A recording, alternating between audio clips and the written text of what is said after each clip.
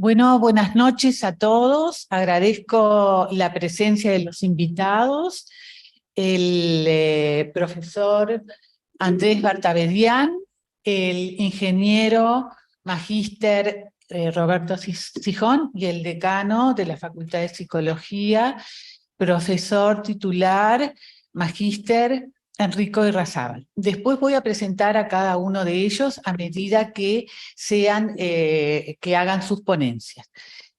Asimismo, les agradezco a todos al público presente que vienen a escuchar este panel, que considero que es relevante para la facultad y para otras situaciones y relaciones académicas, pero también por la violencia que se está viviendo en estos momentos, que es muy dura en varios lugares del planeta, lamentablemente, y creo que esta actividad sirve como para mostrar los efectos de esa violencia extrema. Y voy a pedir, me parece que es importante, voy a pedir un minuto de silencio por todas las víctimas que se está viviendo en este momento en los diferentes lugares del mundo, ¿está? Les pido que nos paremos.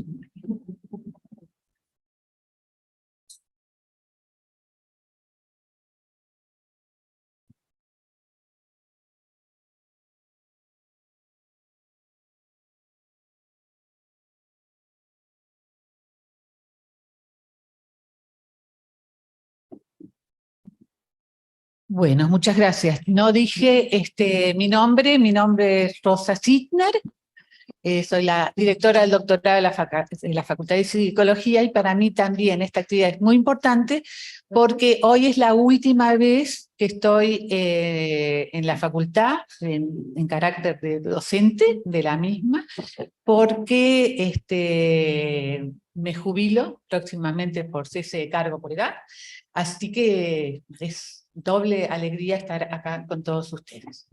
Bueno, les quiero comentar, nada más antes de empezar, que Andrés, Roberto y yo estuvimos hace poco en un viaje de estudio a Polonia, que realmente fue muy importante, recorriendo los guetos, los campos de concentración, los campos de exterminio, ciudades, o sea, todo un viaje muy, muy movilizador, que realmente sentimos que fue un antes y un después. Agradezco también la presencia de las personas que pudieron estar en el Zoom, y bueno, por supuesto que si quieren intervenir, avisan y les damos la palabra. Bueno, y este viaje fue declarado de interés cultural por el Ministerio de Educación y Cultura. Bueno, yo voy a introducir brevemente porque nos interesa escuchar a los invitados, y uno se pregunta, ¿por qué hay que seguir en esto, en mirar para atrás, ver la historia, qué pasó con estas realmente tragedias, catástrofes sociales que fueron los acontecimientos que vamos a hablar? Y Sigmund Freud dice que hay cosas que deben ser dichas suficientes veces, o sea, no alcanza con estar bueno, aproximándose y dejarlas ahí sin volver a ellas, porque es necesaria una memoria activa, no solo para honrar a las víctimas, a las personas asesinadas, sino también para dignificar a los descendientes. Entonces, en ese sentido, vamos a tomar tres vertientes del terror de Estado, que son la Shoah, el genocidio armenio y el terrorismo de Estado en Uruguay, deteniéndonos justamente en la memoria. Bueno, entonces esta actividad trata sobre la violencia extrema cometida por seres humanos contra otros. Esto es fundamentales: violencia de seres humanos contra otros seres humanos, en el marco del terrorismo de Estado, el genocidio, que deja huellas imborrables en los sobrevivientes, transmitiéndose indefectiblemente a las generaciones siguientes. Y pretende abrir un espacio de sensibilización y reflexión crítica en torno a los efectos de las catástrofes sociales producidas por estos acontecimientos, que se articulan estrechamente justamente con la memoria y el dolor. Por supuesto que con la historia, pero acá lo que vamos a tratar es de la memoria. Durante muchas décadas, la magnitud del horror sufrido produjo un corte en los procesos de memorización, silencio necesario, refugio para lo intolerable. Creemos que llevarlo al plano de lo comunicable, así como el intentar la búsqueda de significado, y la repetición, permitiendo así una mayor comprensión de los procesos de catástrofe social que generan traumas acumulativos. Teniendo en cuenta, como plantea Marcelo Viñar, que en la transmisión del testimonio mortífero, herencia de todos, cada elaboración y significación deja su resto de indescifrable, de incomprensible y excesivo. Esto lo vemos claramente en nuestro viaje, esto lo vimos perfectamente porque fue tal la magnitud de lo que estábamos viviendo, el tamaño de las instalaciones, que no podíamos creer lo que estábamos viendo. Y siempre con las preguntas y preguntas sin respuesta posibles. O sea, nos intentamos preguntarnos y surgen nuevas preguntas porque es inaudito poder comprender las dimensiones del horror.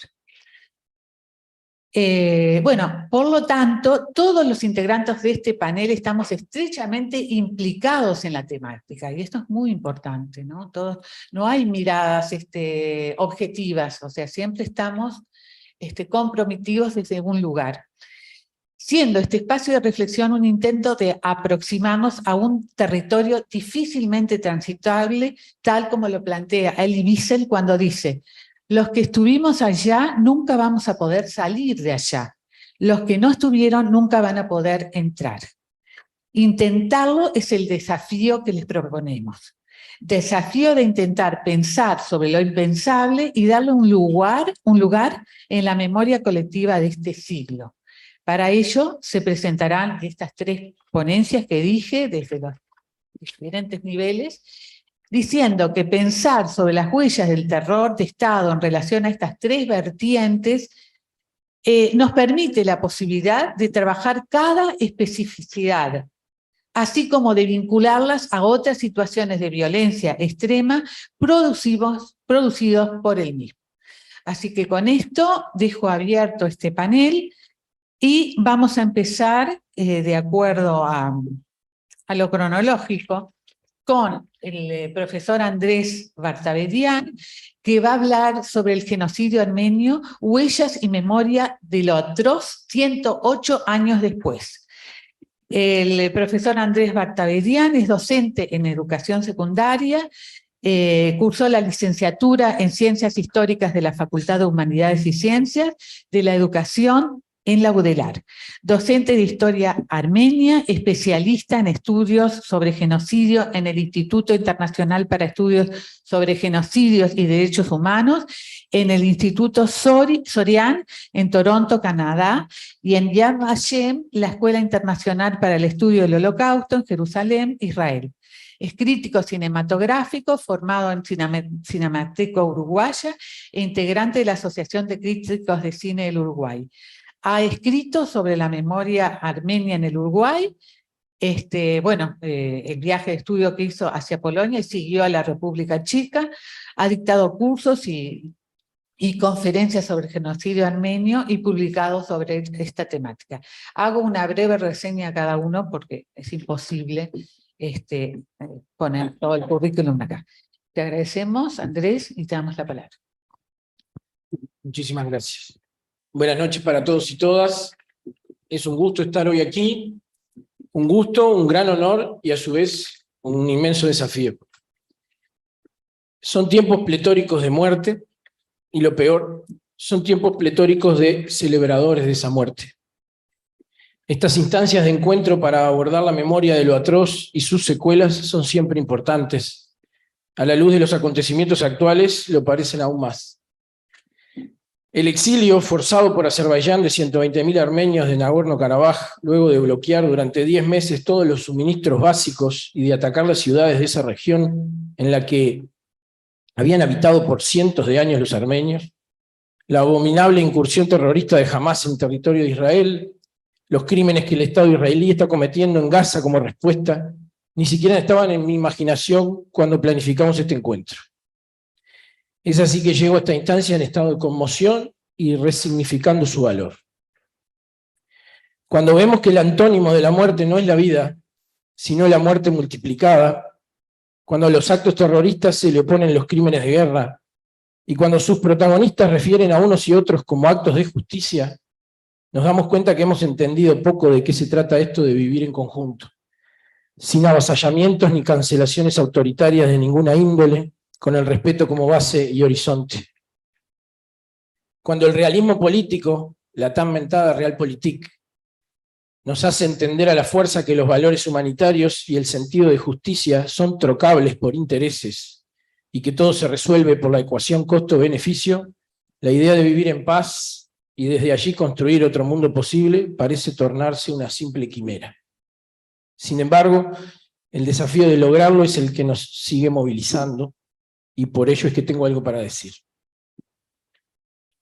El tema de la memoria presenta una intrincada disyuntiva. Conservar sin elegir no es una tarea de la memoria. ¿Qué conservar se presenta como uno de los grandes inconvenientes? ¿Quién se arroga esa selección no lo es menos? Recuperar el pasado en sí mismo no determina su utilización subsiguiente. He ahí otro de los problemas con los que se debe enfrentar el rescate de la memoria. Es un hecho que la memoria tiene una estrecha vinculación con la identidad individual y colectiva. Recordar nos constituye como individuos, incluso en nuestro acontecer más práctico y cotidiano. Y la memoria colectiva es una de las bases fundantes de la identidad individual. Pero, como lo establece Gillis, las identidades y las memorias no son cosas sobre las que pensamos, sino cosas con las que pensamos. Como tales, no tienen existencia fuera de nuestra política, nuestras relaciones sociales y nuestras historias.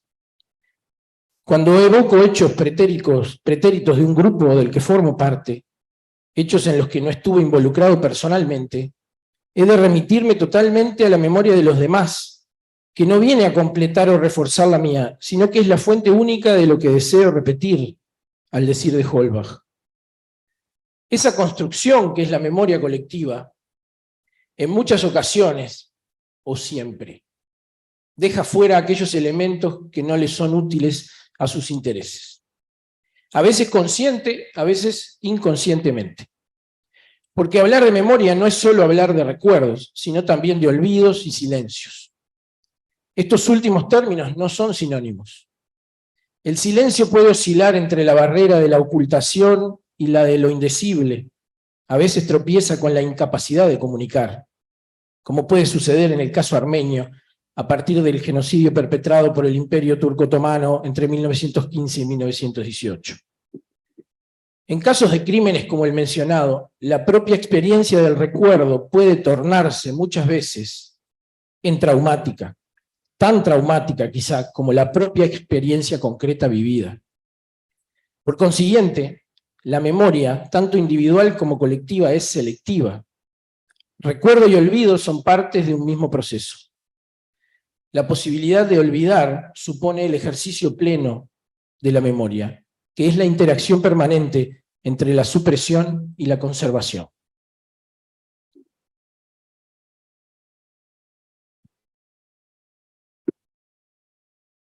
Yerushalmi tal vez nos permita entender algo más de este fenómeno de la memoria colectiva, que entre otras cosas supone el olvido colectivo.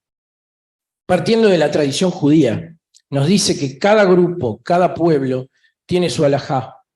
La palabra hebrea viene de alaj, que significa marchar. Alajá es, por lo tanto, el camino por el que se marcha, el camino, la vía, el tao. ese conjunto de ritos y creencias que da a un pueblo el sentido de su identidad y de su destino. Del pasado solo se transmiten los episodios que se juzgan ejemplares o edificantes para la halajá de un pueblo, tal como se la vive en el presente. El resto de la historia va a dar a la zanja. Cuando decimos que un pueblo recuerda, en realidad decimos primero que un pasado fue activamente transmitido a las generaciones contemporáneas y que después ese pasado transmitido se recibió como cargado de un sentido propio. En consecuencia, un pueblo olvida cuando la generación poseedora del pasado no lo transmite a la siguiente, o cuando ésta rechaza lo que recibió o cesa de transmitirlo a su vez, lo que viene a ser lo mismo. La ruptura en la transmisión puede producirse bruscamente o al término de un proceso de erosión que ha abarcado varias generaciones. Pero el principio sigue siendo el mismo. Un pueblo jamás puede olvidar lo que antes no recibió.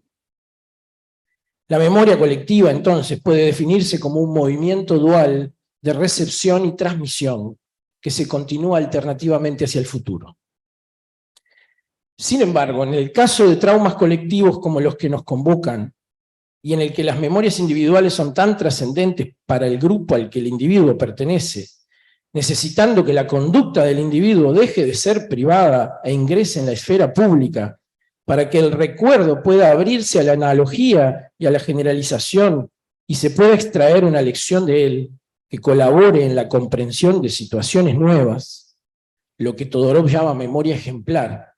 En esos casos cabría preguntarse: ¿es tan sencillo para los seres que sufrieron lo atroz elaborar sus recuerdos, sacarlos a luz, darlos a conocer y ponerlos al servicio de todos?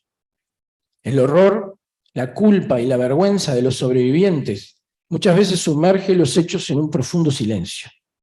Ser culpables de huir, dejando atrás a muchos otros, incluidos familiares, amigos, seres queridos. ¿Qué pueden sentir las madres, por ejemplo, cuyos hijos perecieron por no correr tanto como ellas? ¿Y las que mataron a sus bebés para que sus llantos no delataran el lugar donde se escondían? ¿Y las que vendieron o entregaron a los suyos al primer desconocido pensando que ellas morirían y luego sobrevivieron? ¿Y quienes delataron y colaboraron con los perpetradores únicamente con la férrea idea, esperanza, convicción de seguir viviendo? ¿Quién lo sabe? ¿Quién se atreve a saberlo? Sentir vergüenza de estar vivo, tratando de justificarse todo el tiempo. Indudablemente esto trasciende en mucho el caso armenio. Hay quienes dentro de su propia comunidad cuestionan a estos individuos sobre los mecanismos que utilizaron para escapar y ponerse a salvo. Muchos son quienes desprecian a las víctimas por su debilidad y les achacan el no haberse defendido. ¿Cómo hacerlo frente a todo un aparato estatal organizado para su eliminación? En última instancia, aunque muchos tuvieran, y vaya si hubo quienes lo tuvieron, interés en compartir su experiencia, otros tantos no lo tenían en escucharla. ¿Es tan simple prestar oído a lo terrible y creerlo? Si la vivencia es dolorosa, fracturante tanto física como psíquicamente en el ámbito privado, ¿cuánto más puede serlo en el público? Y si, como en el caso armenio, en ese espacio de lo público, lo experimentado parece no haber sucedido nunca y todo se resume en un acto de fe, creer o no creer, si lo que es tan verdad, tan verdaderamente terrible y traumático dentro, el interior del individuo, el hogar, no parece tener correlación alguna afuera, el lugar de trabajo, el lugar de estudios, ¿qué sentido tiene sacarlo, mostrarlo, compartirlo, que es compartirse? La dimensión del horror vivido, lo que genera en primera instancia es la negación del hecho, la imposibilidad de ponerlo en palabras, que implica la imposibilidad de simbolizar, fundamental en todo proceso de duelo. ¿Cómo conservar lo siniestro? La negación es hasta saludable en la primera generación padeciente. ¿Cuánto tiempo puede el aparato psíquico soportar vivir en un estado de amenaza sin recurrir a la desmentida? Se pregunta Puget. Ese estado de amenaza en el que viven estos individuos se trata, sostiene, de una condición mental donde el yo pierde la posibilidad de reconocer índices según los cuales discriminar jerarquizadamente el peligro proveniente del mundo externo, imaginación y realidad, y vida y muerte. Se produce un estado de confusión y paralización, así como el fracaso de funcionamientos paranoides normales, útiles. Confunde realidad interna con realidad externa, cuando intenta detectar si el ataque es imaginado o real. El yo siente cuestionados aquellos puntos de certeza en los cuales basa su identidad social. La incertidumbre y la angustia, a ella ligada, se transforman en un estado cuya fuerza desorganizadora ataca a aquellos referentes que otrora dieron coherencia a la identidad y pertenencia. La amenaza impregna todos los intercambios. La mente está invadida por una vivencia de peligro y un pensamiento circular, repetitivo, asociado a ideas de máximo sufrimiento, futuro o muerte, con la consiguiente inhibición o limitación en su accionar.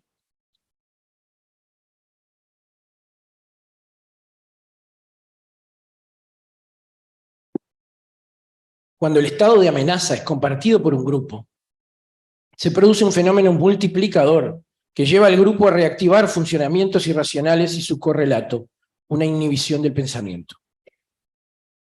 La incapacidad para pensar, simbolizar, tanto del individuo como del grupo, lo aleja de la posibilidad de elaborar el duelo. El espacio mental se ve invadido por imágenes y emociones de lo siniestro que impiden su traducción en palabras, símbolos, que posibiliten allanar el camino de procesar el dolor. ¿Cuáles son los momentos que se consideran habituales, esperables para que el proceso de duelo se ponga en marcha? Brown y Palento nos dicen que son dos. A, el conocimiento directo o la información adecuada de la muerte de la persona y de su causa. B, la existencia de ciertos elementos simbólicos, entre los que podríamos incluir los rituales funerarios, las prácticas comunitarias y una adecuada respuesta social. Ambos elementos, en el caso del genocidio armenio, todavía están ausentes. En los duelos posteriores a un genocidio, la atribución de significado está obstaculizada. No hay nombres en lápidas, no hay tumbas, no hay cruces, no hay velorios, no hay rezos ni ritos funerarios. A veces, ni siquiera se tiene la certeza de que hay muerto. Estos elementos simbólicos ofician para el psiquismo individual, colectivo, como sostenes. Cuando no existen en la realidad concreta, la fantasmática siniestra la inunda. Estas representaciones mentales funcionan como un tormento al que no se puede poner fin. Para muchos sobrevivientes y descendientes de genocidio, la sociedad se inunda de fantasmas. Los efectos del trauma superan la finitud humana. Los estudios e investigaciones de la psicología clínica han dejado en evidencia su transmisión transgeneracional. Marcelo Viñar plantea la existencia de la transmisión del patrimonio mortífero que es herencia de todos, como eso que ha sido inoculado por los estados genocidas sobre sus víctimas y que es portado por estos seres desplazados en contra de su voluntad, que han sobrevivido y que legan a su descendencia. Así es que heredamos el temor, el terror, la angustia, el dolor, la vergüenza, la paralización. Simplemente para mencionarlo y no pecar de renguera, otros estudios por su parte hablan de que también se hereda la resiliencia, esa cierta capacidad para sobreponerse a la adversidad y adaptarse al medio y las nuevas circunstancias. Haciendo extensivas las reflexiones de Puget y Caes sobre la dictadura argentina y sus consecuencias, podemos decir que el trabajo intelectual sobre estas problemáticas abordadas hasta ahora intenta transformar una experiencia negativa en pensamiento, para con ello interrumpir la transmisión mortífera, aún sabiendo que siempre habrá una zona impensable e imborrable, un agujero, un vacío, que seguirán teniendo un lugar en la memoria. Transformar en trabajo esta memoria agujereada podrá tal vez ayudar a que la historia no se repita. ¿Cómo es posible interrumpir la transmisión mortífera? En palabras de Viñar, para tener una historia hay que hacer o ser esa historia. Esta será la tarea de todos, descendientes o no de la tragedia, pues el colectivo humano en su conjunto es heredero de lo atroz, y es él quien debe llevar a cabo la inscripción histórica de un horror sin parangón. desde el lugar social en el que cada uno se encuentre. Reconstruir la historia y su memoria combate el olvido y la vergüenza, así como sanciona simbólicamente el crimen. Lo único que los actuales deudos poseen como mecanismos para tolerar la idea de sus muertos sin sepultura son aquellas manifestaciones sociales que, como el propio trabajo intelectual, las ceremonias recordatorias, las fechas simbólicas consensuadas, hacen las veces de monumentos de la memoria, en los que tanto el individuo como el colectivo pueden sostenerse. Exteriorizar el duelo resulta imprescindible para su elaboración. En esto coinciden historiadores, sociólogos y psicoanalistas. La muerte es depositada en ese afuera, con lo que se logra aplacar en parte la incertidumbre desorganizante. En el peor de los casos, sostienen Brown y Palento, si el poder genocida se propuso como meta matar la muerte, el impulso a saber permite que el yo atraviese el demencial fantasma de la desaparición y se enfrente con el asesinato del ser querido y con su duelo. Esta tarea sería más fecunda si el negacionismo que sostiene y financia el Estado turco para el caso no llegara a estar institucionalizado. Viralian lo pone en estos términos. Lo que se proponen los responsables del genocidio es, además del asesinato colectivo de los sujetos, el asesinato de lo simbólico mismo, de su transmisión, es decir, de la posibilidad de constitución por los sobrevivientes. Los alcances de la violencia y el terror de Estado superan la muerte misma. El asesinato apunta a la exclusión de los muertos del campo de la memoria de los sobrevivientes. Y para aquellos, y también para el conjunto que forman con las generaciones que le han precedido y que le siguen, pone en suspenso lo simbólico. La matanza queda avalada por la legalidad. El asesinato no se penaliza, no se condena, queda legitimado, fundando sociedades basadas en valores éticos perversos. De lo contrario, ¿cómo llamarle al silencio histórico? El genocidio armenio es un ejemplo de esto. No solo sigue impune, sino que hasta carece de reconocimiento como tal, en virtud del formalismo de la ausencia de figura legal en su momento, pero sobre todo por la decisiva causa política de que sus agentes siguen siendo en cierta forma vencedores. En este sentido, Poiracián señala que el desconocimiento activo del genocidio mantiene el efecto imaginario de omnipotencia del exterminar y sigue reteniendo a los sobrevivientes en la dualidad víctima-opresor, de la que es muy difícil sustraerse. ¿Cómo creen que puede sentirse esa dualidad en este momento? Cuando el Estado azerbaiyano, con el absoluto respaldo político, militar, económico de Turquía, estados que funcionan casi como uno solo, comete nuevos crímenes de lesa humanidad contra la población armenia. Y cuando la comunidad internacional vuelve a hacer la vista a un lado, reforzando la idea de la impunidad del poder y el poder de la impunidad. Retomemos. Los tiempos de todos estos procesos de los que hemos dado cuenta son lentos. Son lentos los tiempos de las consecuencias, que perduran y perduran generación tras generación. ¿Acaso no era esto también lo que buscaban los asesinos? Los tiempos de la reflexión aguda, del dolor, del duelo, de la asunción de lo vivido, del perdón. Los tiempos de la memoria y sus mecanismos, el recuerdo, el silencio, el olvido. Nada es sencillo. Pero ahí está el trabajo intelectual, la elaboración reflexiva, la conmemoración, el recuerdo institucionalizado, social, la historia individual encontrándose con la colectiva, la historia con minúscula y con mayúscula, la experiencia vital que confunde lo público y lo privado. Si, como establece Hobsbawm, la destrucción del pasado, o más bien de los mecanismos sociales que vinculan la experiencia contemporánea del individuo con la de generaciones anteriores, es uno de los fenómenos más característicos y extraños que nos toca vivir. Y si en su mayor parte los jóvenes, hombres y mujeres, crecen en una suerte de presente permanente sin relación orgánica alguna con el pasado del tiempo en el que viven, aquí están las diversas instancias de elaboración y otorgamiento de sentido. Esta es una. Los diversos vehículos de la memoria para intentar que no suceda. La memoria duele, pero también reconstruye.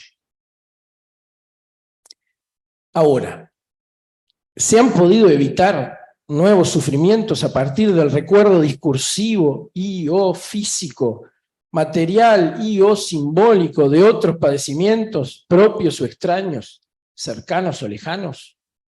La pregunta asoma tan ingenua como dolorosa es su respuesta. Rotundamente no. Acompañando a Todorov, digo que muchos hemos asumido esa visión de la memoria que la piensa cual adalid del bien, combatiendo con éxito el mal que nos rodea. Esa falsa idea de que al recordar los males del pasado podremos combatir fructuosamente aquellos que surjan hoy o directamente evitarlos. Visión que al mismo tiempo que ubica el nosotros del lado de las víctimas o los héroes, sitúa a los criminales en el lugar del otro, extraño y diferente, alejándonos de la posibilidad de comprensión que nos otorgaría el vincularnos sencillamente desde nuestra condición humana, capaz tanto de bien como de mal.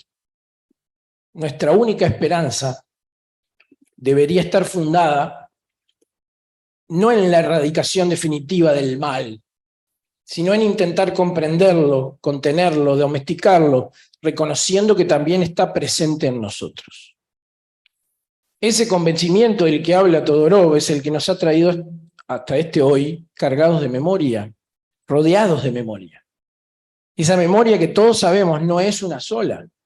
Las memorias son memorias. Memorias que muchas veces chocan entre sí. Memorias que se objetivan en formas ritualizadas, elaboración intelectual, actos, fechas, que se objetivan en monumentos, en marcas, lugares. Y en un tiempo tan cargado de memoria, hay muchos que consideran que estamos en presencia del abuso de memoria y que esto hace que debamos cuestionarnos su sentido. Pero a diferencia de lo que podemos pensar, no lo hacen desconociendo su valor o buscando minimizar su trascendencia. Lo hacen justamente reconociéndola, preocupados. Porque, ¿y si los abusos de memoria fueran el vehículo de la indiferencia? Un boomerang que ha emprendido la vuelta y regresa al punto de partida. La indiferencia puede llegar a ser un modo del olvido. Allí no será necesario aplastar, destruir, como tantas veces han hecho los triunfadores. El valor semántico quedará dormido, sin necesidad de borramientos autoritarios. Entonces, sostengo, deberemos apostar por la latencia en el sueño, preferible a toda cancelación. En dicha latencia quizá se esconda la esperanza, que al despertar, cuando ya sea futuro, un nuevo otro, o un nuevo yo, ¿por qué no decirlo?, le vuelva a otorgar sentido al reencontrarse o redescubrir esa memoria, ese lugar, esa marca recostada en el desinterés y la desidia de la saturación memorialista. Y en esa batalla entre presencia abusiva y olvido, es seguro que debemos tomar partido por lo primero. Aunque de pronto pasen desapercibidas un tiempo, esas marcas, esos lugares, tal vez en algún momento puedan desatar la memoria, desatar interpretaciones, desatar preguntas, puedan actuar. Esos territorios, al igual que las conmemoraciones, fechas y aniversarios, se resignifican permanentemente. Son coyuntura viva, no depósito. Y en ello radica parte sustancial de su valor social. Ante el vacío de la nada, siempre es preferible su existencia, aún en la sobreexposición. Si hasta los discursos negacionistas parecen mejores que el silencio o el olvido. Ante la negación de la vida, el deber de testimonio continuará el intento de construcción de su antónimo, la afirmación. Tal vez sostener la vana esperanza deba transformarse también en un imperativo de memoria. Muchas gracias.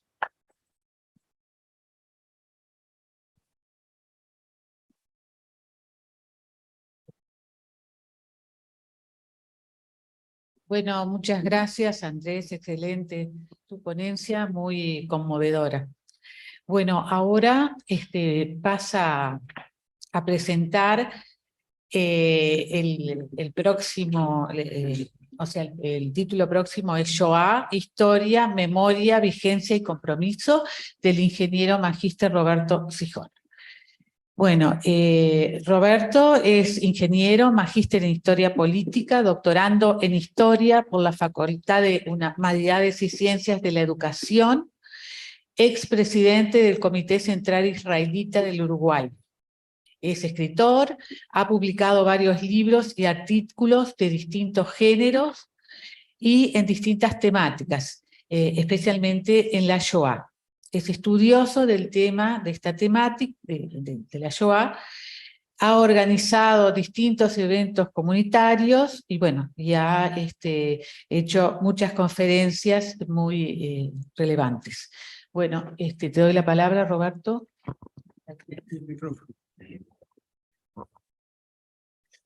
Bueno, antes que nada, a todos, muchas gracias por su presencia. A la doctora Rosa Sidner, organizadora, en adelante Rosa. Al profesor Andrés Bertabadián, compañero de viaje, en adelante Andrés. Y al decano de la facultad, en adelante señor decano.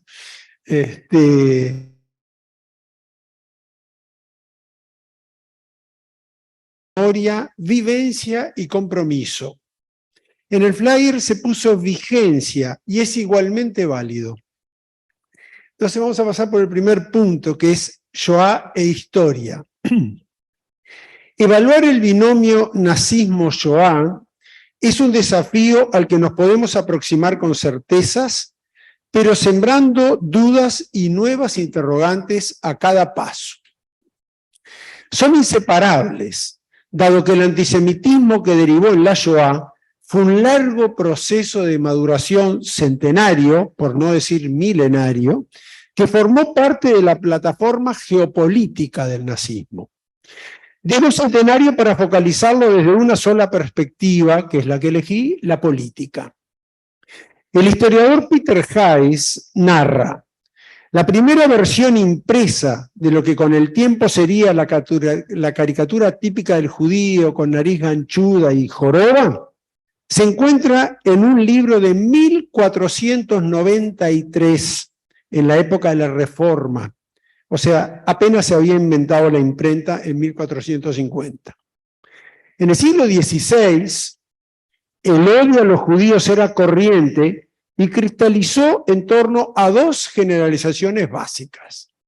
La primera es que los judíos eran unos parásitos especuladores que pretendían apoderarse de la riqueza de los cristianos.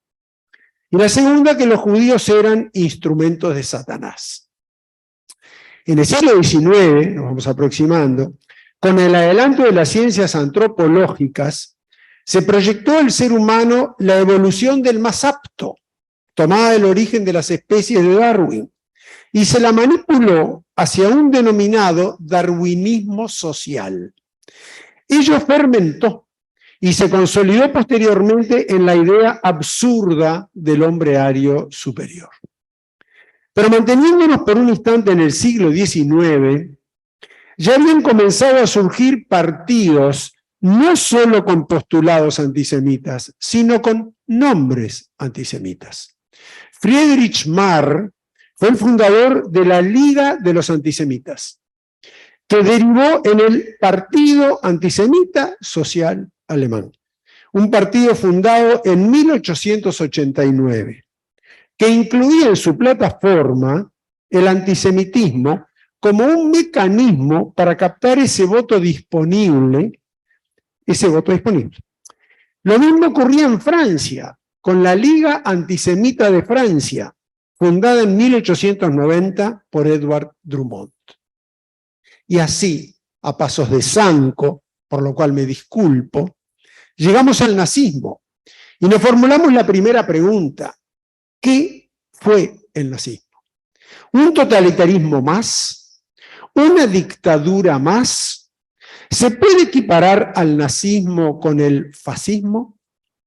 Como sostiene Ian Kershaw, el historiador británico, al nazismo hay que fusionarlo inevitablemente en tres dimensiones. Una dimensión política e ideológica, otra histórica filosófica y en una dimensión moral. Y entramos en un dilema casi irresoluble. ¿Qué es la moral en política? En lo social y hasta en lo individual. Ian Kershaw considera que una adecuada explicación del nazismo es una imposibilidad intelectual. El nazismo constituye un fenómeno que apenas parece posible que sea sometido a un análisis racional. Kershaw concluye una problematización desafiante. Frente a Auschwitz, cito, la capacidad de explicación del historiador resulta insignificante. Pero no nos podemos quedar varados en esas limitaciones. Debemos avanzar con la tarea, y aclaro que él también avanzó en la tarea, es un eximio historiador. Debemos dirimir un planteo primario, que es el rol del historiador. Por su razón de ser, no es juzgar, sino comprender. Ahora, ¿podremos acaso sostener esa postura al abordar el nazismo? Entiendo que no. Sería de una asepsia inadmisible. Al historiador no le cabe otra opción que el rechazo. No se podría aprender ni enseñar la maldad del nazismo a través de su comprensión. En este caso, porque la comprensión implica empatía y distancia óptima del objeto de estudio, lo cual con el nazismo resulta ser casi imposible. Karl Jaspers dio su respuesta a este dilema y dice, olvidarlo sería una culpa, debe ser recordado continuamente. Fue posible que ocurriera y sigue siendo posible que pudiera volver a ocurrir. Solo conociéndolo es posible evitarlo. Peter Hayes clama en su trabajo por la obligación de conocer al nazismo para que no se quede sin respuestas. Y ese es el camino que pretendo recorrer. Tratamos pues de entender esta consigna, hagamos el esfuerzo de conocerlo, aún de manera reduccionista a lo que nos obliga el tiempo disponible. Maquiavelo decía que la moral es la del más fuerte y marcó un camino omnipresente en el realismo político. Pero como bien decía Rousseau, existe una especie de consenso, de sentido común de lo que está bien y de lo que está mal, de una moral sobreentendida, como para poder convivir bajo un determinado contrato social. De lo contrario, nos mataríamos unos a otros. Y Montesquieu, por su parte, definía a los gobiernos por su naturaleza y a la sociedad por sus principios. Si juntamos estos tres pensadores y admitamos que una naturaleza posible de un gobierno es el totalitarismo, que éste intentará por el temor de imponer una moral por la fuerza. Pero la sociedad, aún en esos casos, tiene que sea una remota posibilidad de hacer primar sus principios para tratar de evitarlo e incluso derrocarlo. Dicho esto, tomemos conciencia de lo dramáticamente difícil que fue lograr dicho propósito con los nazis. Hannah Arendt le replicaba a Montesquieu que la naturaleza del temor es un gobierno que trata en realidad del terror que infunden los regímenes totalitarios, el cual logra por lo general paralizarnos y por eso se pueden perpetuar, lo cual es otra gran verdad. Ahora bien, reitero, ¿qué tipo de totalitarismo fue el nazi a diferencia de otros como el fascismo italiano, el franquismo español, el estalinismo soviético u otros concomitantes o incluso vigentes? Podría asumir como judío, y no alejándome de la Shoah, que todos fueron en determinada medida antisemitas, pero las diferencias son abrumadoras. Sam Friedlander, famoso historiador, sostiene, y suscribo, que el nazismo fue un totalitarismo de estado biológico. El antisemitismo alemán no fue el único. pero su cosmovisión delirante de un hombre ario superior ante otros subhumanos, y el tercer caso, como el del judío, que no entraba en ninguna de ambas categorías, que se trataba de un parásito al que se debía extinguir, con el cual después de ensayar innumerables métodos de exclusión y expulsión, saqueos, trabajos forzados y esclavización, si fuese necesario gasearlo con pesticidas y cremarlo, lanzar cuerpos de niños, hombres y mujeres de todas las edades como leña a un horno, lo harían y lo hicieron. Por eso es un caso único.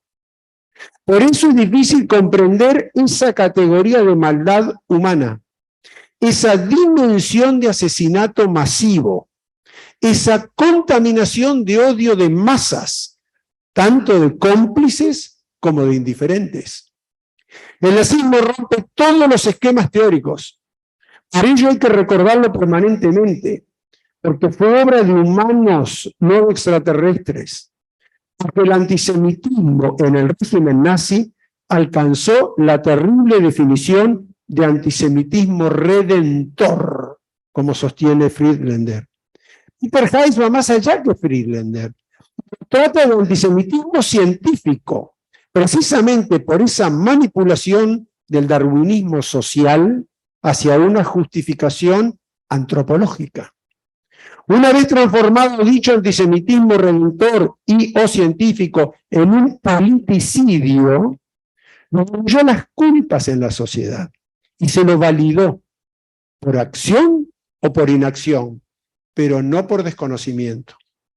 Así se llegó a la Shoah, al asesinato de 6 millones de judíos, entre ellos 1,5 millones de niños, además de innumerables víctimas no judías, incluso niños no judíos, polacos, gitanos, disidentes políticos, homosexuales. Por ello sostengo que la Shoah es una tragedia esencialmente judía y obligatoriamente de toda la humanidad. Coincido con Jaspers. Al nazismo debemos conocerlo y tenerlo presente, pero no solo porque podría repetirse, sino porque entenderlo nos interpela como seres humanos. Y desde esa perspectiva, como judío universalista, lloro por un solo niño, por una sola víctima de cualquier totalitarismo, de cualquier genocidio. Y ahora pasemos a la memoria. Una barbaridad como el nazismo, a la cual solo esbocé sin entrar en más detalles, no se la podría entender sin apelar a la memoria de las víctimas. Sus testimonios configuran archivos documentales no más subjetivos que una carta o una nota periodística. No son más confusos que una orden militar disparatada. Configuran fuentes primarias al igual que cualquier documento de archivo. En Sotraverso, otro de los historiadores relevantes del siglo XX, explicitó que la rigurosidad de la historia académica debe complementarse con la memoria de los sobrevivientes, para intentar al menos comprender qué pasó en los bosques de Europa Oriental, en sus fosas comunes con decenas de miles de cadáveres judíos asesinados, cómo se ejecutaron las órdenes de fusilamiento por parte de hombres grises, hombres comunes, que ni tan siquiera estaban obligados a hacerlo, que simplemente se ofrecieron. ¿Cómo intentar comprender el sadismo de los experimentos de Auschwitz si no los cuenta un sobreviviente? ¿Cómo entender la política nazi de inanición en los guetos sin el relato de los sobrevivientes? ¿Cómo valorar el heroísmo mayúsculo de quienes los enfrentaron, de quienes hicieron prevalecer sus principios, como sostenía Montesquieu, sin escuchar sus testimonios? Les llevó décadas poder compartir esos recuerdos tan traumáticos, pero lo lograron. Y para universalizar ese fenómeno de silencio, de dolor encapsulado, que le fue tan difícil transmitir, a las primeras generaciones, traigo el caso del juicio a Eichmann de Jerusalén en 1962. Configuró la síntesis de historia y memoria. Tan complejo e intrincado como lo fue el juicio en sí mismo, desde lo anecdótico hasta lo esencialmente jurídico. Pero andar en ese análisis sería quedarnos en la corteza del problema. La esencia, el core del acontecimiento fue justamente la primera instancia de universalización de la memoria de las víctimas. Más de 100 sobrevivientes testimoniaron en el juicio a uno de los criminales insignia del nazismo, como fue Adolf Eichmann, y el mundo entero pudo oír por primera vez los testimonios públicos y desgarradores de los sobrevivientes, algunos de los cuales se desmayaban literalmente al narrar sus peripecias ante las cámaras. Tan conmovedor y dramático fue el caso que la propia Hannah Arendt, esa gigante intelectual, tuvo que apelar a la filosofía para intentar explicar lo que presenció durante el juicio, y acuñó un término polémico como la banalidad del mal, un término controversial, porque hay quienes sostienen que el mal es absurdo.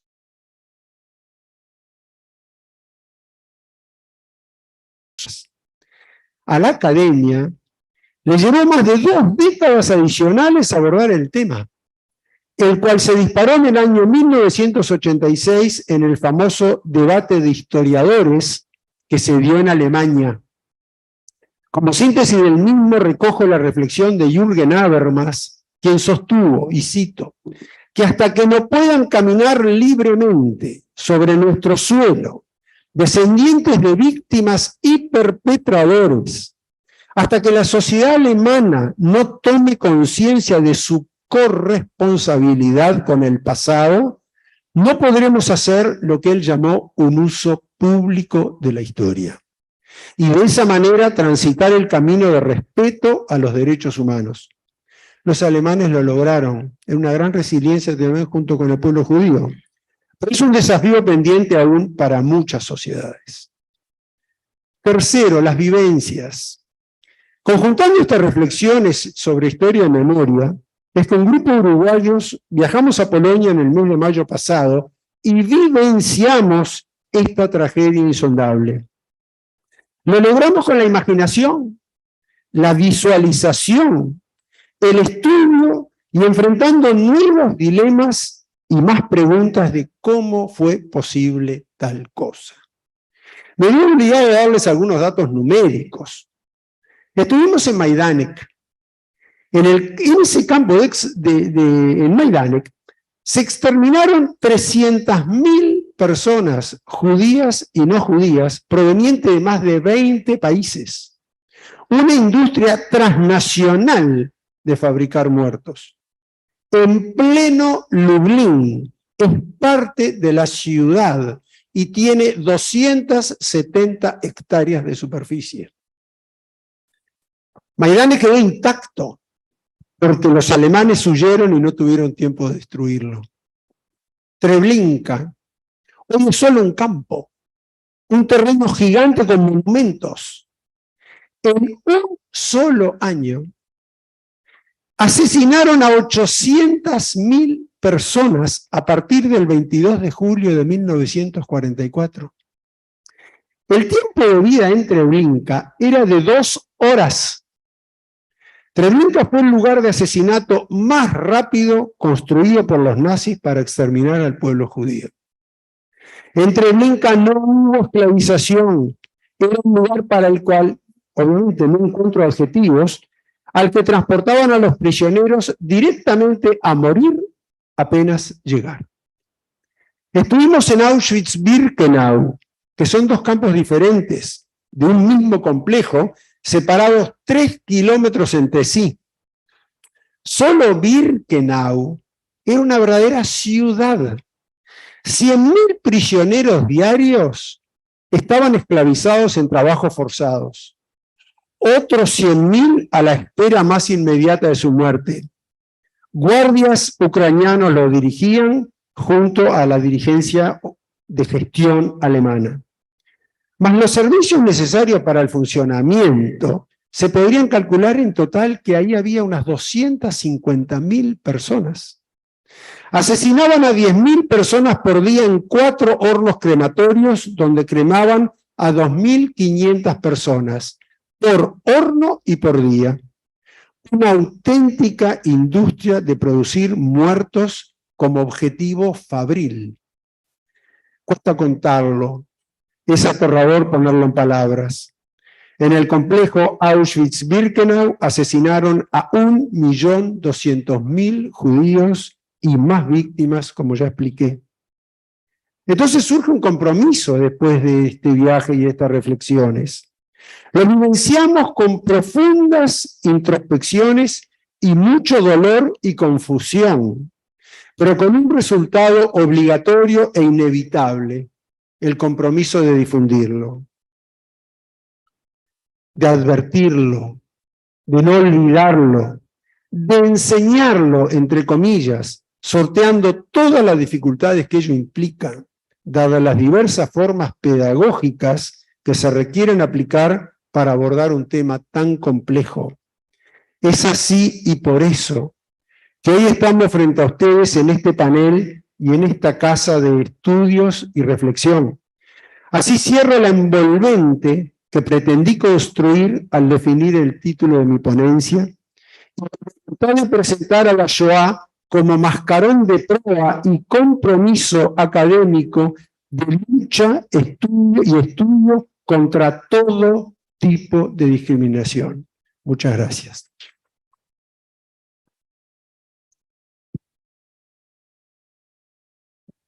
Bueno, muchas gracias, Roberto.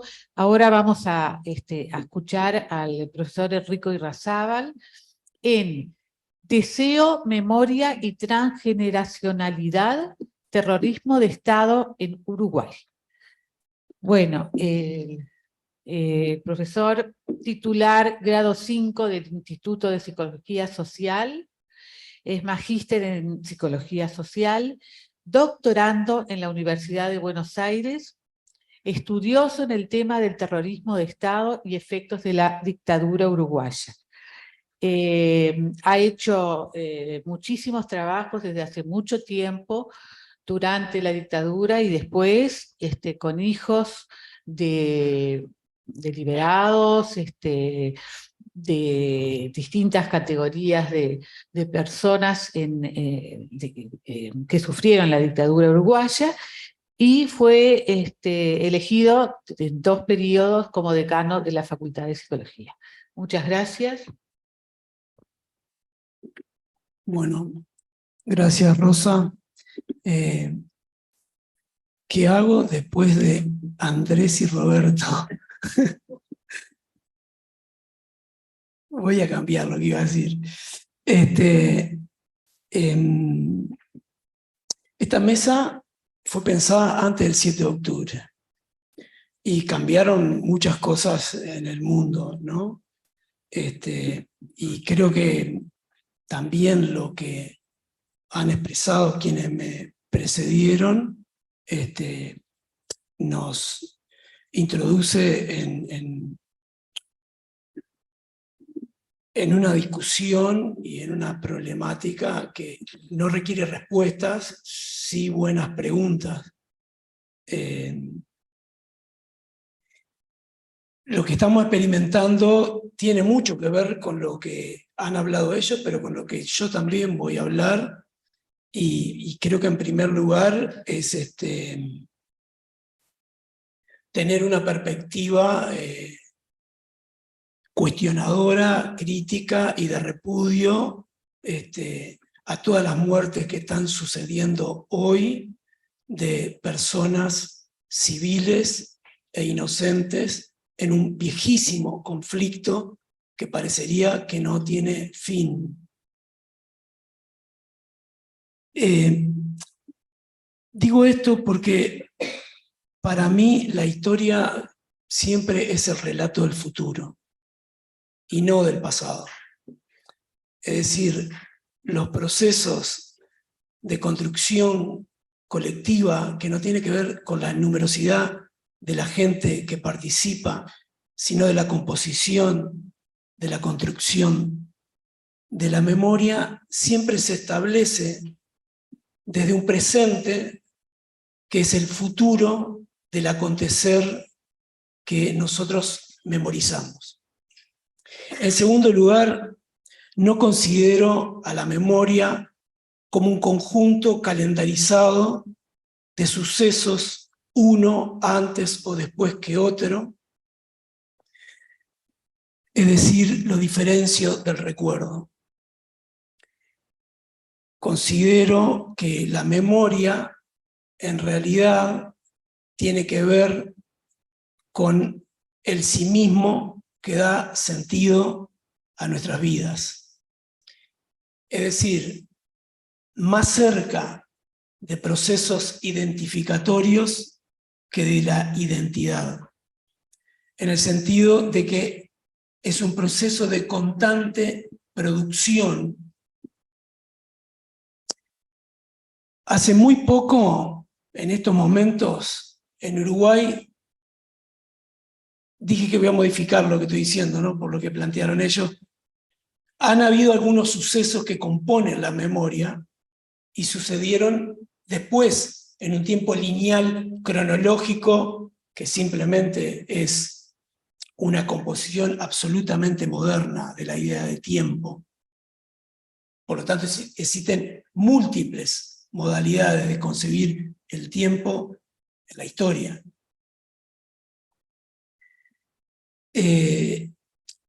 Con el caso Penedès, nosotros hoy sabemos que quienes denunciaron han sido vigilados, han sido investigados y han sido amedrentados.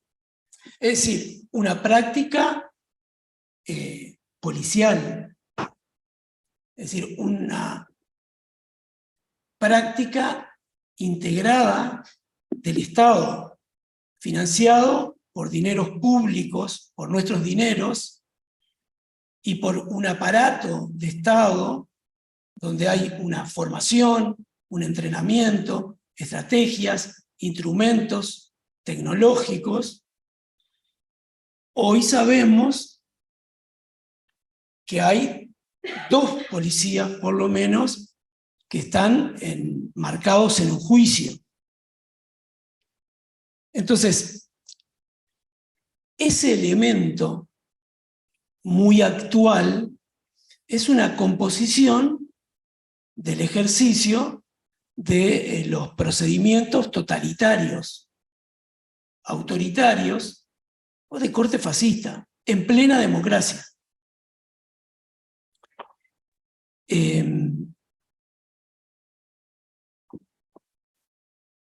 Entonces, digo, traigo lo de este acontecer actual porque hace muy poco, muchos de nosotros, algunos que veo acá, nos encontramos en la prensa que estábamos adentro de microfilms publicados por ser integrantes de ASEP-FEU y los grupos que pertenecíamos, ¿no? Cuando se desclasifican microfilms de dudosa procedencia aún de los archivos Berruti. Y eso sucedió ahora. Es decir, hay una coactualidad en procesos que nos reenvía constantemente, como lo plantea Traverso, nos reenvía constantemente a un pasado que sigue siendo presente. En ese sentido, es que pienso los procesos de memoria como efectuaciones, no como efecto. La idea de efecto remite a una causa única, instalada en un pasado y que nosotros trabajamos, experimentamos una suerte de copia pobre, con poco tóner del acontecer. Sin embargo, a nivel de los procesos de la segunda generación, en organizaciones como hijos e hijas de desaparecidos, o Memoria en Libertad, hijos e hijas de expresas y expresos políticos, pero también de múltiples sectores poblacionales, en Uruguay no responden a esa copia fiel, sino que responden a su propio acaecer fenoménico cotidiano de las vidas. Es decir, no es un relato de lo otro, del otro y de lo otro, sino un relato experiencial de la proyección vital, del universo existencial.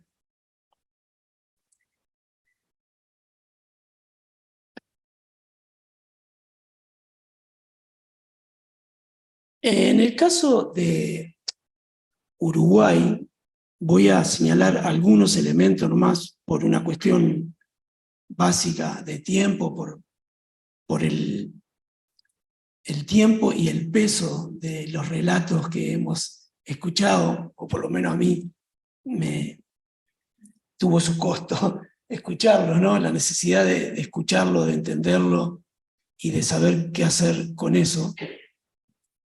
En Uruguay nosotros tenemos algunos elementos en los primeros momentos de la transición democrática y a lo largo de décadas.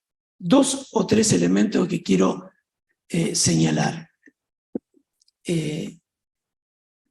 Enseguida la recuperación democrática, las prácticas político-parlamentarias, judiciales, de la impunidad y el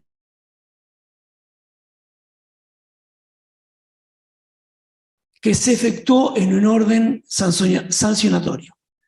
Una lógica de sentido imperante, una reexacerbación del miedo social y de las modalidades subjetivantes predominantes. Estas efectuaciones se producen mediante acciones realizadas por el terrorismo Estado en los procesos de transición democrática que se siguen produciendo.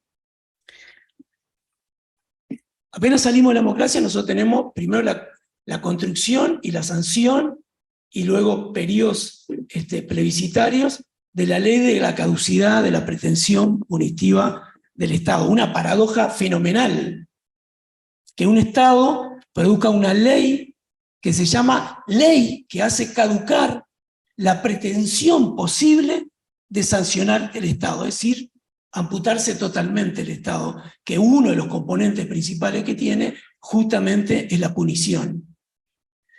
Esta ley que pretende sancionar el acto de punir del Estado, tiene fechas claves, periodos claves sancionatorios que la hacen muy significativa. Más significativo aún es que en Uruguay quien da el golpe de Estado es un presidente electo democráticamente, que es el principal criminal del país en la sanción más alta que ha dado este país, que es Bordaberry. Esta ley de caducidad también instala o reinstala o reimprime o reimpulsa un trabajo muchísimo más prolongado, que lo vemos en varios historiadores, entre ellos Barrán, en la historia del Uruguay, que es la construcción del fenotipo del peligroso. Este proceso no fue en ninguno de los casos un fenómeno simplificado en alguna causa, sino que tuvo que ver el impacto, las dificultades de la construcción de los procesos de memoria, tiene que ver con el devastador, imponente efecto del Estado. Clara Aldricci plantea, en Uruguay futbolero, nosotros habíamos tenido en la historia nacional del Uruguay una de las acontecimientos de movilización social más grande que había en Uruguay fue Peñarol, campeón del mundo en el 66, cuando le gana a Real Madrid. A los 2 años se produce una cristalización de movilización social con la muerte de Liberarse. Yo tenía 6 años, y encuentro a mi madre, maestra, en la cocina, llorando en Salto, en mi pueblo, y yo le pregunto por qué lloraba, y me dice, porque en Montevideo mataron a un estudiante. Montevideo para mí era el otro lado del mundo. Nosotros cuando íbamos de vacaciones preparábamos todo el año ir a Salinas. Pero además lloraba por alguien que no conocía. Era imposible para mí comprender por qué lloraba mi madre por la muerte de Liberarse. Lo entendí mucho más tarde, porque en Uruguay no se mataba a estudiantes. Se mataba a trabajadores, pero no se mataba a estudiantes. Es decir, el significado de esa ruptura del llamado viejo Uruguay tiene que ver, entre otras cosas, con la muerte de Liberarse. Y se produce una de las movilizaciones que supera a Peñarol campeón del mundo. Clara Ardisi cuenta que el Estado uruguayo debe importar balas de goma y escopetas. ¿Por qué? Porque la nueva peligrosidad era la movilización social. Es decir, tenía que haber una estrategia, una organización, una fundación de un nuevo cuerpo armado, como fue la Metropolitana, luego Coraceros. Tenía que haber nuevos instrumentos de represión que no eran balas de plomo, sino de goma, y nuevos instrumentos que la dispararan. Pero además en Uruguay se tuvo que hacer importaciones de transformadores de la energía, porque las primeras picanas no respondían al tipo de voltaje que había en Uruguay. Entonces, ¿qué quiero decir con estos elementos? Que hay todo un procedimiento prolongado, instrumental, tecnológico, estratégico, político, educativo, no solo de las escuelas de las Américas y las organizaciones anteriores a las escuelas de las Américas, de educación. Es decir, lo que nosotros conocemos por terrorismo de Estado es el Estado, pero es el trasvase histórico, social, de componer esa herramienta ominosa, destructiva, de la cual los que nos dedicamos a la historia empezamos a trabajar sobre la historia y la memoria de aquellos que sufrimos estos procesos. Dejar afuera toda esta dimensión hace incomprensible poder trabajar sobre los procesos de memoria, porque son fundamentalmente social históricos, que componen el sentido de nuestra vida. Es decir, no hay una captura individual, no hay una captura sí solamente, no hay una captura biológica solamente, sino entendemos la composición que hace, a mi juicio, los procesos de memoria.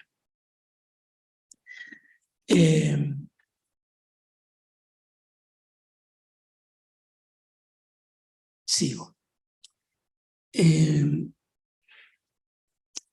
Al comienzo entonces de la transición democrática nosotros tenemos elementos concretos con la ley de caducidad, pero después voy a nombrar 2 más. Nosotros tenemos todo un periodo en Uruguay que se instala una práctica habitual que va haciendo virar, transformar aquella construcción de la peligrosidad fundamental para la devastación, que fue el enemigo interno. La doctrina de seguridad nacional, como todos sabemos, no es un cuerpo homogéneo, teórico, sino un conjunto no orgánico que empieza a establecer una mutación de transformación de los ejércitos prusianos o corte francés para una nueva modalidad de la cual no se estaba preparado. Y para eso había que organizar todo la estructura del Estado y militar y policial para un nuevo enemigo que se construía, que era fronteras adentro. Pero ese nuevo enemigo tenía que ser construido como el objeto comprensible, no solo para la estrategia de la represión, sino para el conjunto de la población, para discriminarse, no juntarse, separar, construir esa otredad peligrosa. Pero ya en el periodo de democracia tiene que empezar a virar la imagen de la subversión, del subversivo, de la subversiva, hacia otros componentes. Y empieza a virar poco a poco hacia algunos fenotipos que pasan a través de la juventud o los jóvenes, y luego el joven pobre o el joven plancha, y se instala primero a través de lo que nosotros vivimos, algunos de nosotros ya saliendo de la juventud, que fueron las racias. Las racias sobre una serie de prácticas heterogéneas, desde el teatro barrial hasta las prácticas más cotidianas del movimiento estudiantil, sindical, etcétera, etcétera. Y que tuvimos un elemento clave que fue el 24 de agosto con lo que sucedió alrededor del Hospital Filtro, ¿no? Que fue muy significativo. Los cuerpos a veces hablan muchísimo, ¿no? Nosotros tenemos en el Hospital Filtro tenemos una persona herida que la bala entra de atrás hacia abajo, que era alguien que estaba atendiendo a una persona y estaba con el cuerpo de espalda en cuclillas y la bala le entra por la parte trasera del cuerpo y le sale hacia adelante, ¿no? Entonces, tenemos una serie de hechos que van jalonando, que también tienen que ser integrados a la reflexión sobre la memoria. ¿Por qué? Porque instala modalidades terroristas, pero en tiempos democráticos. Entonces hay una serie de componentes diversos, legales, de la jurisprudencia, históricos, represivos, de importaciones, educativas, que van componiendo este cuerpo de lo que yo trato de indagar sobre la efectuación y la afección en la transgeneracionalidad. Tiene que ver también con los relatos verbales, formales, pero también tiene que ver con lo paraverbal, con lo preverbal, tiene que ver con prácticas de transmisión, la existencia de lo que fue más tarde aún de los puntos de memoria, es decir, hay elementos de distinto orden que conforman los procesos de memoria.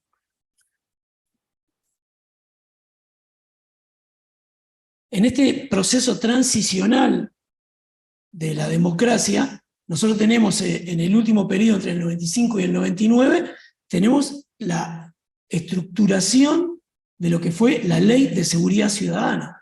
Entonces hay una serie de mojones vinculados con ciertos sectores sociales y con ciertos sectores que se empiezan a establecer.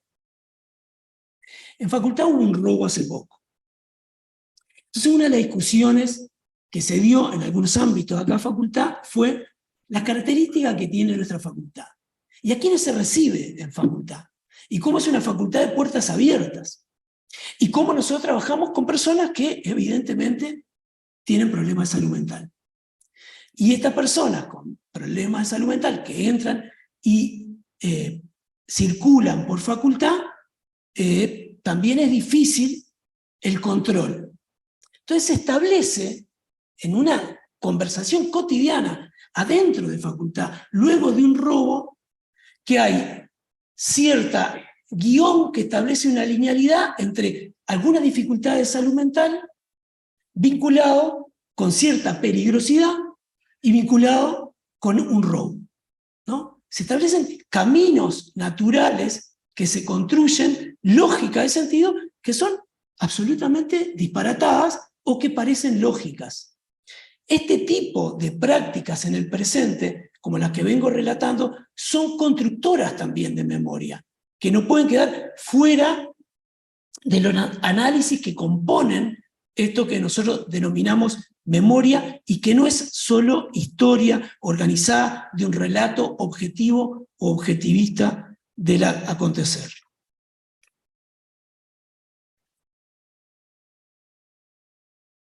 Me estoy salteando para no aburrir. El terrorismo de Estado de la década de los 60, algunos hablamos de terrorismo de Estado desde los 60, porque consideramos que el periodo pre-Pacheco y de Pacheco en adelante se establecen ya prácticas concretas de tortura, de muerte y de represión, donde se empieza a establecer, mediante una serie de mecanismos, el terrorismo de Estado. Dentro del terrorismo de Estado está la dictadura cívico-militar, y como muchos de nosotros, lo cívico-militar lo único que hace que la dictadura sea mucho más dura que una dictadura. El problema acá es que lo cívico-militar no ablanda frente a lo militar la dictadura, sino todo lo contrario. Entonces el terrorismo de Estado de la década de los 60 en adelante, que se produce un nuevo ascenso en términos de conflictiva social, no se percibe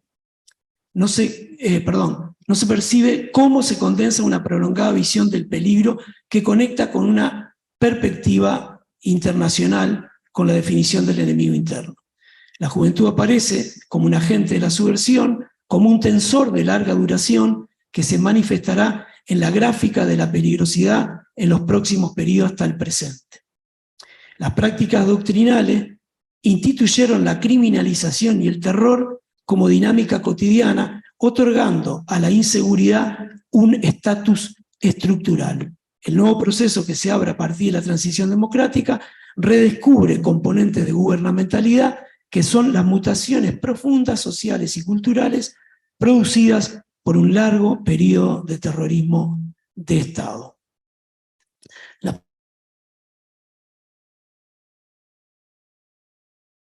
Permite la legalización de la impunidad a partir del 86, es paradigmática de una derrota política y un decaimiento de la autoridad con efectuaciones múltiples respecto de la legitimidad social.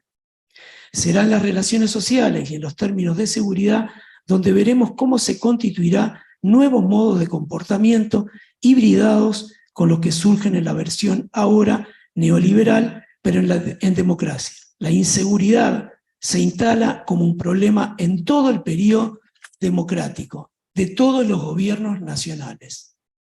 El terrorismo de Estado promovió prácticas específicas de sospecha, desconfianza y temor al otro como diferente, construyendo tecnicismos que definen fenotipos de peligrosidad en base a características físicas, ideológicas, territoriales, sociales y comportamentales, que se desplazan de un prototipo sujeto peligroso a otro según la coyuntura de qué se trate. En modos vinculares y modelos de peligrosidad son recuperados de ese periodo en los primeros gobiernos post-dictadura a partir de las acciones estatales que ya conté. En este marco es muy importante focalizar cómo la inseguridad se conforma en un objetivo central estratégico de la confrontación política.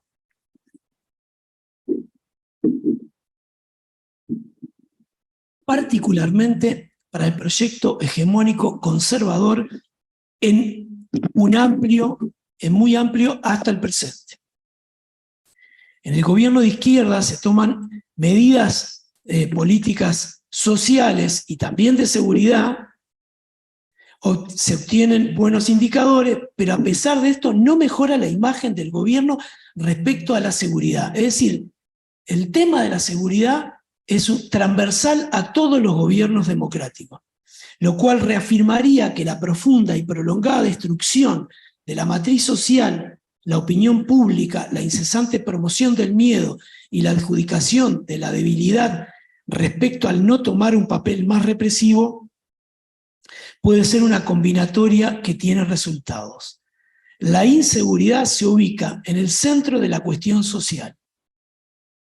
Es un valor muy apreciado, que toma su propia densidad y dinámica, se autonomiza de las mediciones de los voceros, pero sobre todo de las prácticas concretas de violencia y de criminalidad.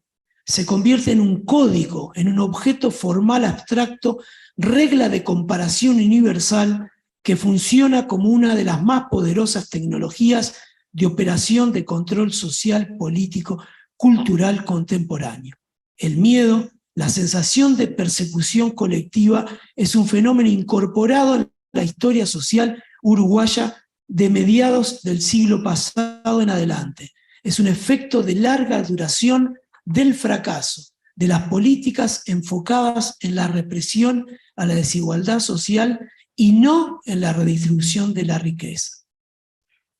La concepción hegemónica conservadora ha instalado una serie de mitos explicativos del delito, una narrativa del origen, esencia y secuencia sin tiempo ni espacio, siempre amenazante, que plantea que el delito es una curva constante de crecimiento y aumento de violencia donde sus actores principales son jóvenes que cuentan con un entrenamiento profesional. Otro complemento de esta narrativa es la que plantea que en la dictadura hubo un castigo del delito eficaz, cuestión indemostrable e incluso todo lo contrario según los datos históricos. La primera instancia constatable de quiebre y de un crecimiento del delito en el país sucede ante la profunda crisis económica social de la dictadura. La segunda se produce a mediados de la década de los 90 en el apogeo de las medidas promovidas por una perspectiva neoliberal, donde las rapiñas crecen hasta la actualidad.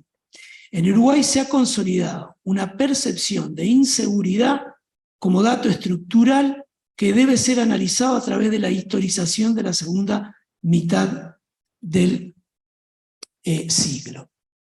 Entonces, la construcción del peligroso y la construcción de la inseguridad para que funcione esta imagen ha sido uno de los elementos sustanciales en los procesos de memoria u obstaculización o generador de una lógica de sentido de memorias. ¿Qué pasa con las generaciones? Y termino con esto. ¿Qué pasa con la transgeneracionalidad? 2 o 3 elementos. En primer lugar, la estigmatización, ya sea puesta en respuestas oficiales e incluso sociales hacia la situación de quienes han sido afectados o por los sentimientos de dolor, moral, vergüenza que despierta en la persona la experiencia vivida. 2.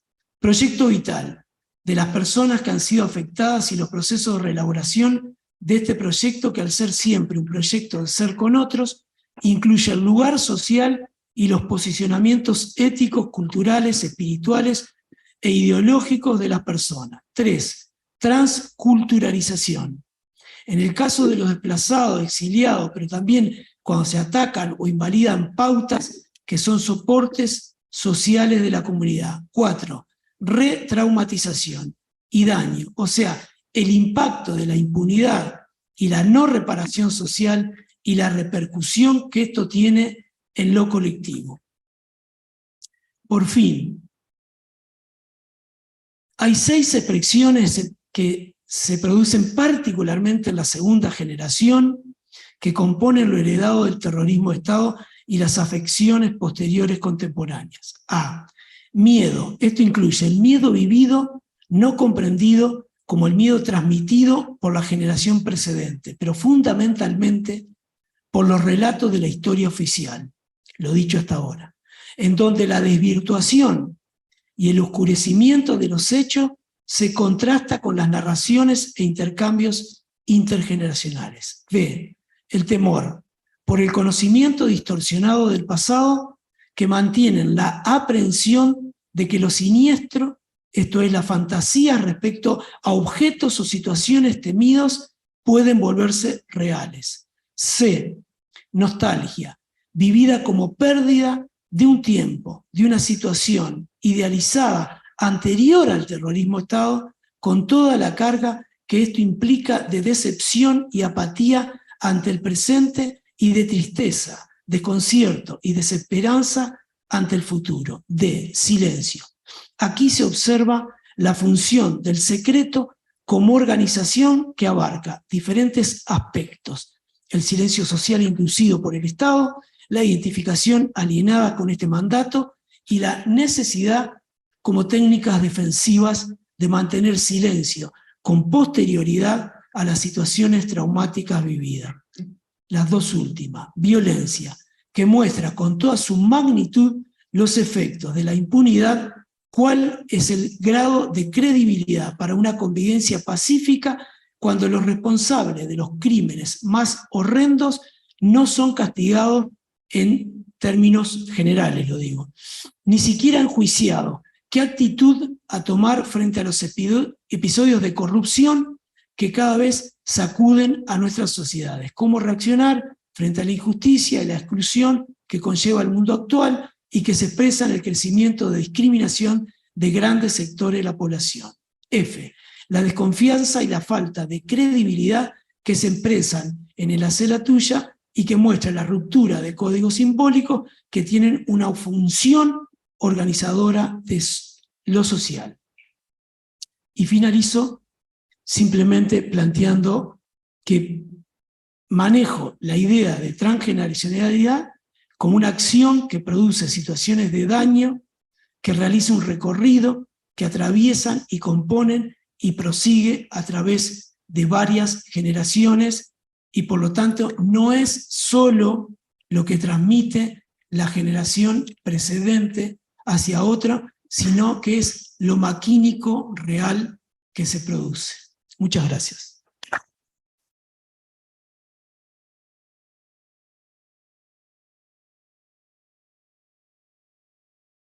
Bueno, muchas gracias, Enrique, por tu exposición. Estamos pasados de hora, pero vamos a dejar un espacio breve para preguntas, comentarios. Lo que no sé, porque se fue Ignacio, te voy a pedir ayuda a Michelle, para dar la palabra en el Zoom, si hay alguno que quiere. ¿Está? Bueno, no sé. No sé, Michelle, haz lo que puedas. No, Michelle es una gran Es tía. experto. Sí, no, eso sí, pero no se ve ninguno. Capaz que habría que... Hay una. ¿Se ve? No veo. Fernando, por favor. Sí, Fernando. Lo que no sé, para la grabación necesitas el micrófono. No.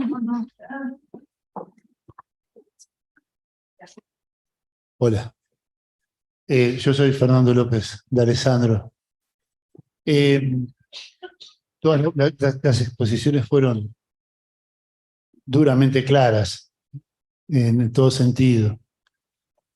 Pero hay una cuestión que quería compartir porque es algo que yo estoy, por otras razones, estudiando ahora. Y que lleva, creo yo, a reflexiones más profundas respecto de los puntos de los genocidios y las matanzas, tanto el genocidio armenio, la Shoah, el terrorismo de Estado. África tuvo el primer genocidio entre 1600 y 1870.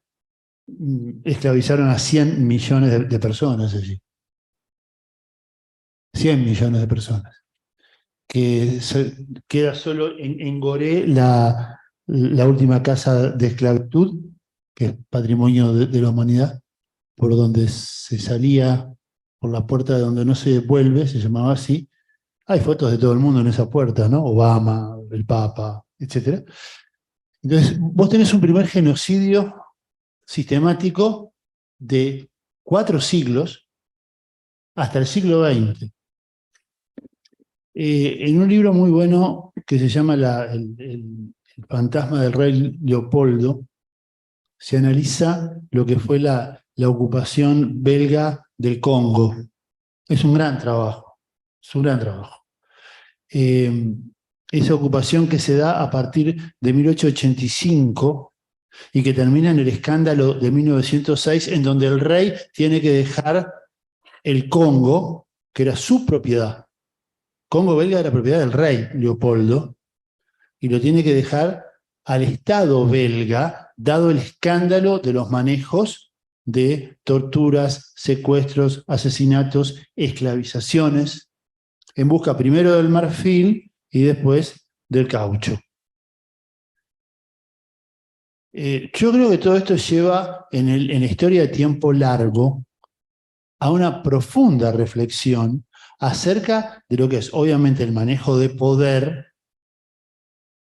Es obvio, eso es casi una obviedad tonta decirlo, pero sobre todo en el sentido de que cuando nos paramos jerárquicamente ante el otro, ya sea por diferencias de etnia, de color de piel, de formas de vida, de culturas, de identidades nacionales, nos hemos parado sistemáticamente los seres humanos, los blancos y los occidentales, en una clave de masacre impune e insensible. Cuando vos lees a Joseph Conrad, terminó con esto, en El corazón de las tinieblas, que analiza la masacre del Congo, y que fue la novela en la cual se basaron para hacer Apocalipsis Now. Creo que te lleva a considerar aquello que decía Freud también, ¿no? O sea, te lleva a considerar aquello que decía Freud, de que somos, hay un impulso de muerte, de violencia, que se desata con suma facilidad apenas tenemos la oportunidad.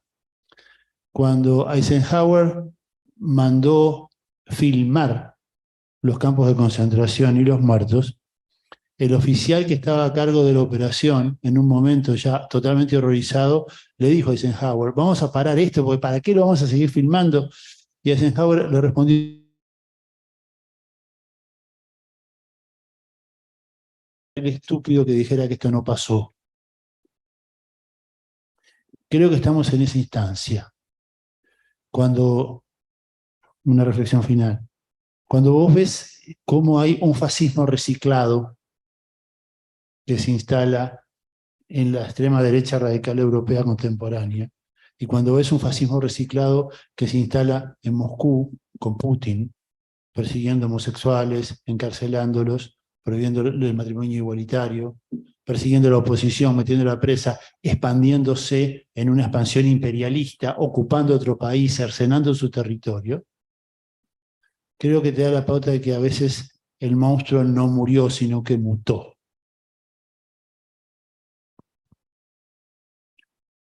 Muchas gracias, Fernando. Sí. ¿Venís para acá o querés que te lo lleves? La profesora Fole, María.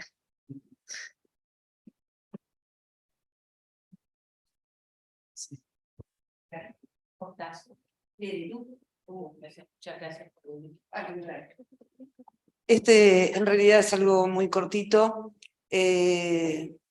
Primero agradecer las 4 ponencias,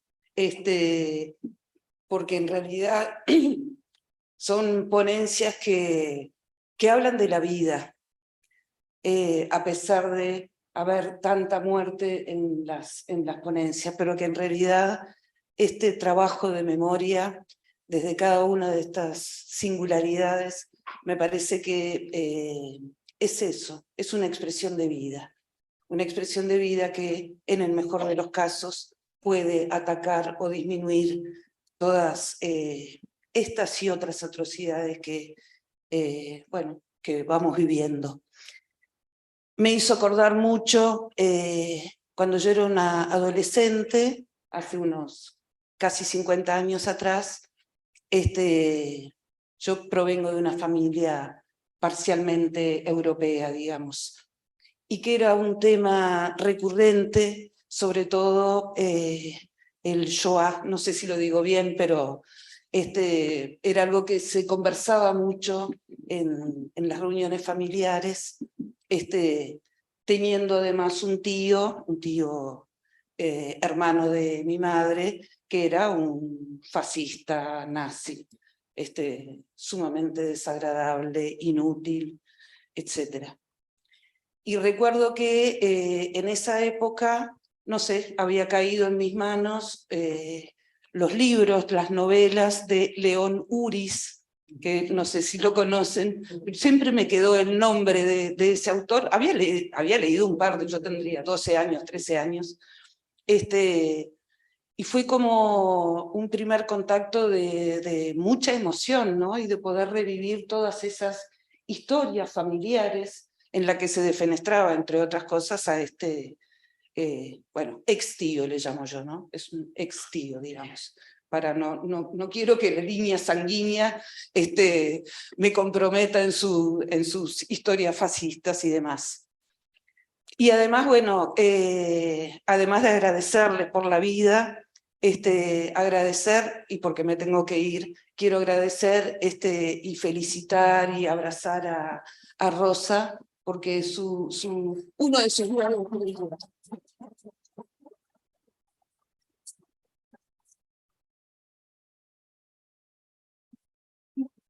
Y si es que termina esta historia, entre la facultad, que seguramente no, entre la facultad y Rosa, también quiero traer un recuerdo de hace unos años cuando Rosa me enseñó justamente lo que quería decir Shoah.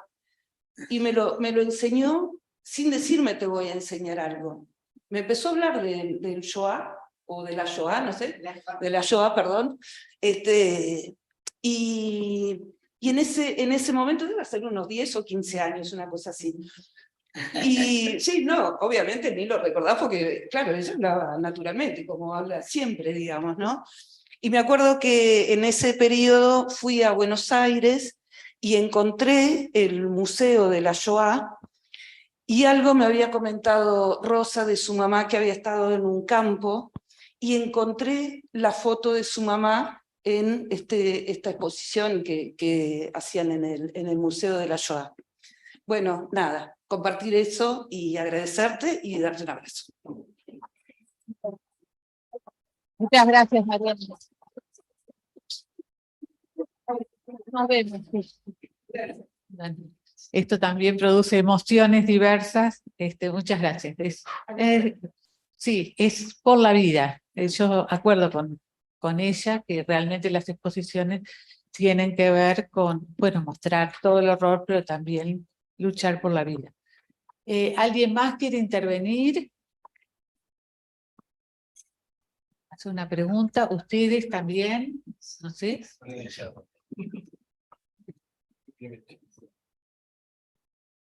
¿Te tenés que ir? Bueno.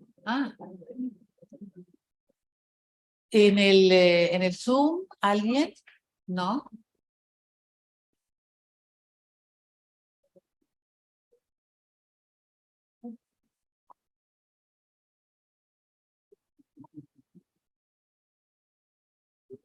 Bueno, otra cosa de emoción.